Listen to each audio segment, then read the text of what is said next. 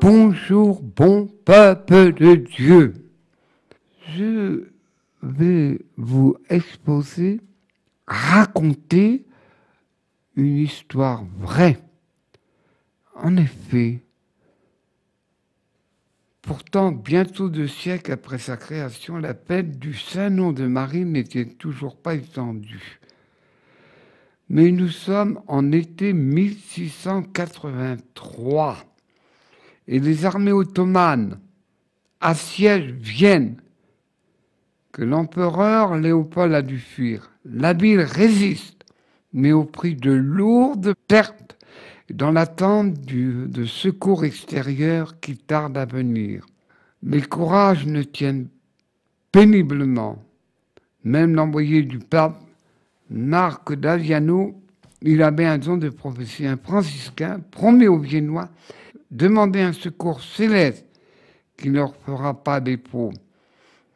Et il les incite à implorer Notre-Dame du Rosaire, rempart de la chrétienté qui, en tant d'occasion, a fait reculer les Sarrasins triomphants. Pour l'heure, la prière est inefficace. Le 12 août, les Turcs prennent la contrecarte et tuent des centaines de défenseurs.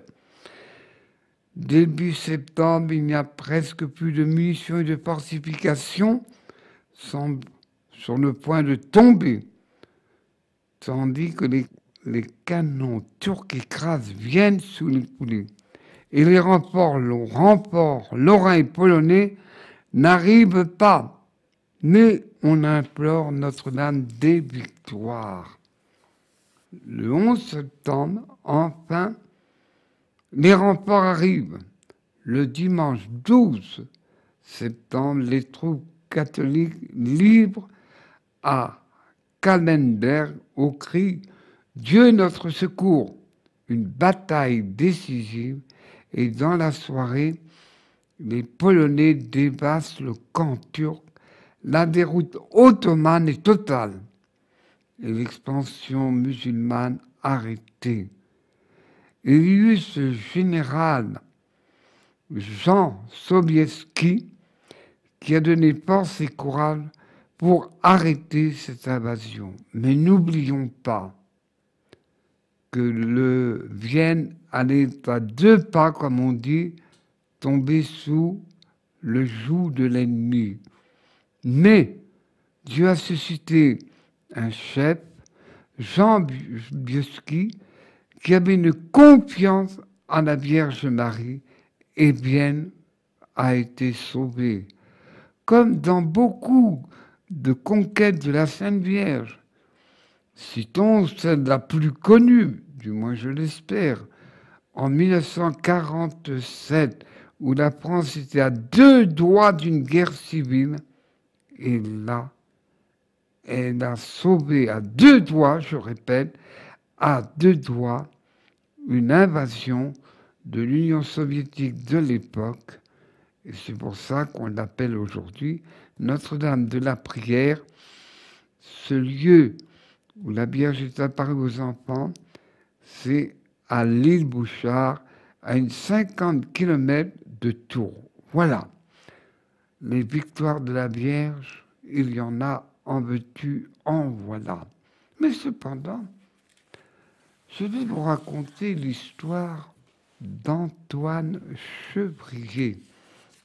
Antoine Chevrier, il est du 19e, et je répète, il a été béatifié par ce grand pape polonais. Il a été béatifié à Lyon même. Alors, qui c'est ce Père Chevrier? Né en 1826 et rappelé à Dieu en 1879. Il est né des quartiers des Canuts. Antoine, son père Claude employé d'octroi, c'est-à-dire il faisait les passages des gens qui étaient inscrits au travail. Sa mère avait 2 métiers à tisser. On vivait pauvrement, mais on arrivait à vivre. Je raconte le contexte de cette époque. Le salaire, par rapport à nous, on ne peut pas comparer. 1 franc pour 16 heures de travail. Et les enfants, à partir de 8 ans, faisaient 10 heures de travail. Et le kilo de pain, ils le gardaient pour toute la semaine, 0,20 centimes. Mais déjà, lui-même était élevé. Et à l'époque, les gens étaient croyants, même s'ils étaient dans la misère telle que furent les ouvriers. Il y a eu quand même des remous. Je cite les dates parce qu'on les étudie à l'école, enfin si on étudie encore. En 1834, révolution, un millier de morts, révolte matée, conditions ouvrières, et un homme de Dieu, l'homme n'est qu'une machine. L'homme n'est qu'une machine. Peut-être votre culture vous permet, mais avec Charlie Chaplin, il y a eu un film d'une très grande beauté et qui peut expliquer le drame du monde ouvrier de l'époque. C'est Le monde moderne de Charlie Chaplin. Et aussi d'autres révolutions. Et d'ailleurs, La Salette l'avait annoncé, l'avait prophétisé. Et ça, c'est pas caché. 1846-47, les récoltes de blé pourrissaient. Les pommes de terre pourrissaient. La vigne devenait malade. Encore une révolution. 1848, abat les couvents, les prêtres. Et aussi, pour l'histoire, c'était vraiment quelque chose d'énorme. 1868, sous Napoléon III, la première grève. Et alors, on trouve dans ces annonces, il disait, il portait des drapeaux inscrits sur des gros drapeaux, vive en travaillant, je répète, vivre en travaillant, mourir en se battant. Mourir en se battant. Voyez à peu près la condition. Et ce siècle du 19e siècle a été marqué beaucoup.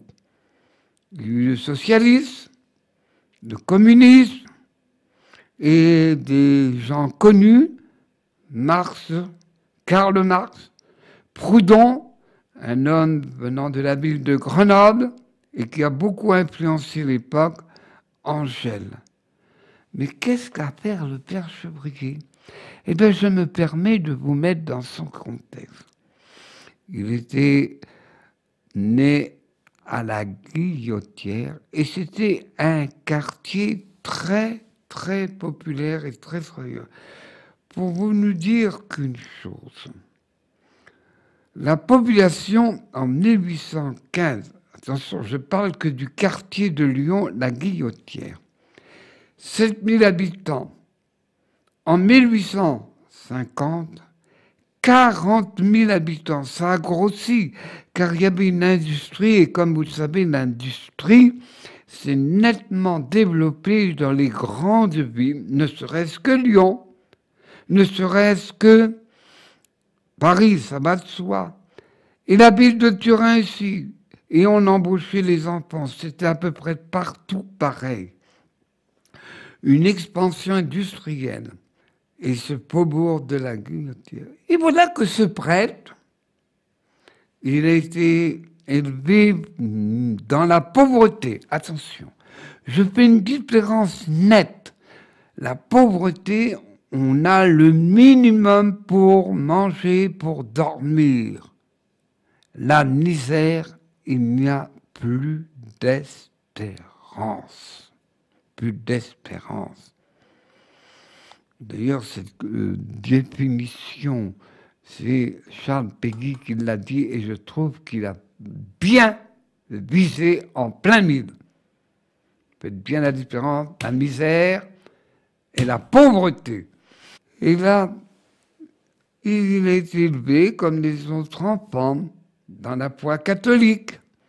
Mais sa mère, à l'âge de 14 ans, oh les mères savoir tout. Hein. Dis donc, t'as 14 ans mon fils, tu n'aurais pas être prêtre? Maman, j'y avais pas pensé. Et il y a eu des prêtres dans son entourage qui l'ont forcé. Mais il fallait étudier le latin, car comme vous le savez, on ne faisait que l'enseignement au latin. Ben, j'aurais pas voulu être à cette époque. Et même, allez mon fils, cesse de faire le latin. Il faut préparer pour la tisserie, pour les deux métiers à tisser. Et le lendemain, il voit son propre. Alors, Antoine, t'as pas fait tes devoirs? Et les gamins à l'époque, ils n'avaient pas le droit d'objecter. On lui disait aucune objection. C'était les conditions. Je ne sais pas si c'était bien, mais lui. Mais cependant, il a maintenu. Et ce qui nous étonne, il a été nommé prêtre, dont il a été ordonné à l'âge de 24 ans. Aujourd'hui, ça ne se fait plus. Hein, bon. Mais pourquoi ordonner si tôt? Pour une raison sociologique. On mourait tôt, donc il fallait ordonner très tôt. Et une autre chose qui nous surprend, qui même nos contemporains seraient vexés, mais c'est comme ça, c'est qu'ils avaient, les enfants et les jeunes hommes, une maturité que aujourd'hui on a perdu cette maturité parce que les enfants savaient la difficulté des parents pour gagner 3 sous. Et là, il était nommé à la guillotière et il était parmi les pauvres. C'est là où est fondé le Prado. Ah, ça n'a pas été sans difficulté, comme d'habitude. Il voulait être prêtre et il était prêtre parmi les pauvres. Et il a formé des futurs prêtres, mais des prêtres au milieu de ces pauvres, de cette misère. Parce que, comme il dit, ce n'est pas pour opposer les uns les autres, c'est pas évangélique, mais chacun son don, chacun sa mission. Mais lui, le Père Chevrier, voulait vivre avec les pauvres. Et quand on voulait, il y avait un bal, mais à l'époque, les gens dansaient tous. Il n'y avait pas de télévision, il n'y avait rien, alors il fallait bien se distraire. Et là, je vous donne quelques-unes de ces actes. Attention, ne nous échappons pas du contexte de l'histoire, sinon on fait des erreurs monumentales. Aussi, il y avait ce grand bal. Et le Père Chevrier était là, côtoyé, parlé, réconforté, tout. Et il y a une pauvre fille prostituée qui lui dit « Ne voyez pas qu'il faut vous convertir, je vous aiderai. » Mais quand on a entendu cette conversation avec cette fille prostituée, hélas, les filles ne sont pas condamnables, car la prostitution, ça a aidé à vivre des familles. D'ailleurs, comme aujourd'hui, vous avez qu'à aller du côté de Lyon, enfin bref, je n'ai pas à faire une carte de géographie de la prostitution de ci et de là. Mais il avait affronté des terribles... La Vérole Noire. La Vérole Noire. Et là, les gens tombaient. Et là, il était là. Ah! Ce Père Chevrier, on le voit nulle part. Quand c'est l'heure de dîner ou de souper, eh bien, il est toujours parti. Et monsieur le curé, j'ai quelqu'un qui va mourir. Eh, monsieur le curé, il y a quelqu'un qui est malade. il était nuit et jour, comme sont les pompiers, nuit et jour, au quart de tour. Ils étaient là, et il était là pour aller secourir, consoler les uns et les autres. À cette époque, il n'y avait pas que Père Chevrier, qui est moins connu, Ozanam, qui était un grand connu. À Paris, il y avait les Sœurs de la Charité, Sœur Rosalie Rendu. Et aussi, Ozanam a beaucoup connu Lyon. Et lui, Ozanam, a été pris par les conditions ouvrières. Et puis un autre nettement moins connu, Camille Rambaud. Mais le Père Chevrier a été aidé. Il n'a pas pu tout faire tout seul. Dieu a suscité des âmes généreuses et des hommes généreux, et particulièrement Camille Rambaud. Aussi, et alors il y a eu d'autres épreuves. Inondation à la Guillotière. Et ils allaient les chercher, mais des inondations épouvantables. Plus de 200 familles sans toit et sans pain. Et ils s'étaient aidés. Ah, monsieur le curé, vous venez nous sauver. Oh, on a été 3 jours au-dessus du toit et on n'a plus nos enfants et tout. Il était là. Même le préfet de l'époque a dit, vous avez été un homme héroïque. Je vais vous couronner, vous donner une médaille. Et lui a répondu, j'aurais voulu qu'on m'appelle le prêtre charitable et non le prêtre décoré. Il y avait quand même sur cette chose qu'on a du mal à comprendre dans notre mentalité d'aujourd'hui. Le but, comme tous les prêtres de l'époque, comme tous les chrétiens, eh bien, c'était de leur faire connaître, de leur faire aimer de Dieu. Il a créé une chapelle avec les dons des uns et des autres. Mais il y en a qui n'étaient pas très intelligents, qui n'avaient pas le cœur ouvert. Oh, ça l'a renversé, Père Chevrier. Et dites donc, vous, là, l'enterrement, vous me avez le temps. Oh, ça a dégoûté certaines gens, pas tous. Et le Père Chevrier, non! Vous donnez ce que vous pouvez, vous ne donnez rien. Et même ces gens à qui on leur a imposé le prix, ils quittaient l'Église. Et le Père Chevrier avait quelque chose dégagé de sa personne. Il avait un aura et les gens l'aimaient tout. Et même, on allait le voir. Et dis donc, j'ai des prisonniers là. Est-ce que tu peux les prendre? Sinon, ils vont là sitôt. Et c'était une prison à l'époque très dure. Et dites donc, il y a le préfet qui lui demande, même un préfet, ça c'est rare, c'est comme ça. Et j'ai un orphelin, il n'a pas de toit. Monsieur l'abbé, pouvez-vous prendre ma fille, elle a 15 ans, elle sait ni lire ni écrire. Et il disait toujours oui, oui, accueillir ces autres.